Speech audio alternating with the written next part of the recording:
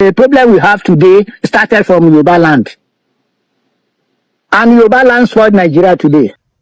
Nna m asị na ọ bụ na mbọsị nwata shufuo ofe Igbo maọbụ mbọsị o tufuo ego wazie ka o wee go ha mmanụ ka wee gbuo emi, mana mbọsị o shufu nnu maọbụ mbọsị o tufuo ego waji ego nnu ka waji elo hela njọ nchọ ome ba gbuo ezigbote imi.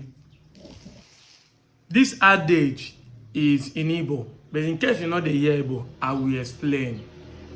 My dad said, it is not the day a child lost the money to buy oil or threw away the oil he purchased, they will flog that child or beat the child. But the day he lost the money to buy salt or threw away the salt, that is the day they will discipline that child. In the scheme of things, oil is more expensive than salt. If oil is more expensive than salt, why should you beat a child or discipline the child the day he lost salt money, which is cheap than that of oil? So it now shows you that it's not the day people do big things they will call them out. It's the day they do small things they will call them out. Hausa is not the problem, but the Igbos. Any Igbo can go against it. You can lambast me, you can insult me, it's not my business. It gives me courage, it gives me more glory and blessing. Your insult. This man is who you call man of God. As if those of us who are speaking are men of devil. And I've completely said it all the time that none of them hears from God. None of them are men of God. All of them, I didn't say some, I repeat again, are ignorant. But let me not dive into their spiritual affair. Let me go straight to what he was talking about. He said Igbos are the problem of Nigeria. Igbos are desperate to rule Nigeria. Igbos are this. Igbos don't love themselves. They betray themselves. Let me give you a little historical background. Zik schooled in US. Dr. Nnamdi Azikiwe, Nnamdi Azikiwe, schooled in US, graduated in 1934, came back to Africa, stayed in Ghana from 1934 to 1937 before he moved down to Lagos. When Zik came to Lagos, Zik became a household name in politics. This is before the colonial master created the three regions of Nigeria, which is Northern Nigeria, Western Nigeria, and Eastern Nigeria. But then the colonial master have established Lagos to be the capital of Nigeria. So Zik stayed in Lagos, built his political career. It was later then Awolowo came back from UK in 1949. He went to UK to study law in 1944, and 5 years later he graduated. He came back in 1949. So you can see that Zik has already been building a political career using his journals, the newspaper he's publishing, editing, to be building his political career. Became a household name, Zik, in Lagos and beyond Nigeria, before Awolowo even choose in 1944 to go and study abroad. Then came back in 1949, 5 years later. It was Awolowo who first of all introduced tribalism, because when he came, he could not find a fit for him to become a political gladiator in his own land. According to him, Lagos is his own land, Yoruba land. And then he now introduced tribalism to the Yorubas, who are predominantly in the Western region, that you could not allow a stranger, which is Zik, to come and be deciding the affairs of what is happening in Lagos. Now, everything I told you is verifiable. I'm not the one who wrote this. You can verify it.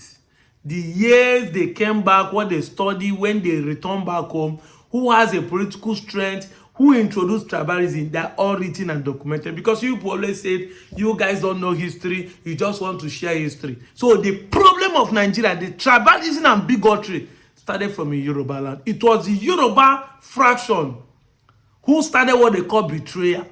So when you say, Ayo said Igbo betray each other, Who will betray Awolowo? Who betray Akintola? Is it not the same Yoruba? They betray each other. Akintola and Awolowo betray each other. And it was the betrayer that made my brother Chukwuma Zogu decided to stage a coup to counter it and install Awolowo that led to Biafran war. Exactly. But today, they are accusing the Igbo, but I don't blame them. It is the Igbos that kept quiet for years without speaking that I blame. Now he's saying the Igbos are desperate. Igbos are desperate to be president. Now, I don't know whether you understand, whether these men understand the difference between contesting for presidency and people who are desperate to be in the power. In Nigeria today, the North and the West are the ones desperate to be in power. Yes, there could be so many Igbo people contesting to be the president. But the political light does not determine the people. The people, the Igbos, you know, today want to leave this country. They don't want Nigeria. And if that is the case, you say Igbos are problems for Nigeria, it's understandable. But those who are desperate that their people should be in power are the Northern, which are the Fulani with the Muslim households, and then with the Yorubas. These are people who want to be do or die. Even if the person is the devil, let it just be in power. Those are the ones who are desperate, not the political elite. So if you understand this, you start making sense to you. He's saying Igbos are the problem of Nigeria. And I bust life. Just a few weeks ago, 19 Fulanis staged a coup against his fellow Yoruba person. But Igbos are the problem of Nigeria. Shame to anybody who is attending this man's church. Because as of last year, this same man, look at it, told you that Donald Trump will not win presidency. And you think this man, they hear from God. This is a tribalistic, a charlatan, a con man, and a bigotry. This man is working 100% with hatred, envy, and jealousy in his work. If they do a practical test, you find out that this man has nothing to do to be holding mic, claiming he's a man of God. These are the people the Bible talks about, people who are wolf and wearing a sheep clothing. This is a wolf in sheep clothing, deceiving the people. This same man told you people last year that Donald Trump will not win presidency. Now, Donald Trump has won and is ready to deal with terrorists. He's angry. Because he knows, now he's not saying there is no way America came in that they have done well. We don't want America to do well in Nigeria. Of course, we don't want them to do well. But we want them to flush out the terrorists. And if you're not part of them, why are you angry? You proclaim that IPOB a terrorist group profiled in Nigeria. See now, it was written that Buhari himself staged the Python dance and the Bagu to kill the Igbo youths. Newspaper carried it last year, the last 2 years. See now, it is here, Sarah reporter. All these are evidence to show that the Igbos are not the problem. The people have been staging different propaganda just the same way it was done in 1966. It's the same thing people are repeating in the 21st century, in 2025. But we're not going to keep quiet. We're going to be bringing proofs to show you people. If you like, if you are an Igbo man, or you are not an Igbo man, but you are from South, you are so-called South or Southeast, you see this video. It's high time you learn that the Igbos are not your problem. These are people who are destroying the country by their tribalistic and hatred preach against Igbo, making you think Igbos are your problem. Tell me, 19 Northerners stage a coup to remove an Yoruba man, but Igbo will be the problem. So who are desperate? Who are betraying each other? Hey. Lest I forget, Igbo stood with Jonathan. It was still an Yoruba man that betrayed and Northerners that desperately removed Jonathan from power. So how is it an Igbo man that is the problem of this country? Let's assume 1966 coup was a mistake.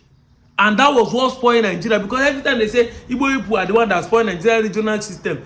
Now, 50-something years, what an Igbo man destroyed in 6 months, from 1966 January to July 1966 counter coup, that Hypocrisy was in power.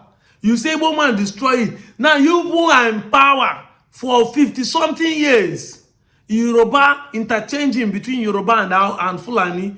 You have not been able to fix it. The minute to remove regional, why don't you enter and pull back the regional? You have not been able to fix it, but the Igbo people, they blame. Igbo people now like they blame. Let's assume that Hypocrisy and the Chukwumanzoguku caused the regional system to spoil, and they spoil Nigeria. But you have 58 years, a medical doctor have 58 years to treat a patient. He has not been able to treat it. He's still blaming the patient, still blaming the people. Is it not a shame?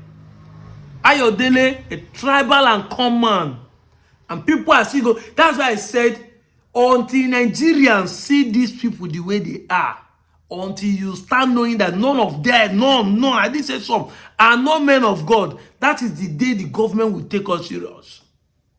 That is it. Until Nigerians. Or else, you keep listening to such people, you are already doomed. Imagine that this man said this, and even so some of his Yoruba people walk away and the church became empty. He will know that he has preached something that is not good. But tribalism will eat you up. He has eaten you up to the point that somebody will be saying something against your fellow men, dividing you people in the same country, and you are still clapping and following him. Sunday again, you still go to that church and say worship.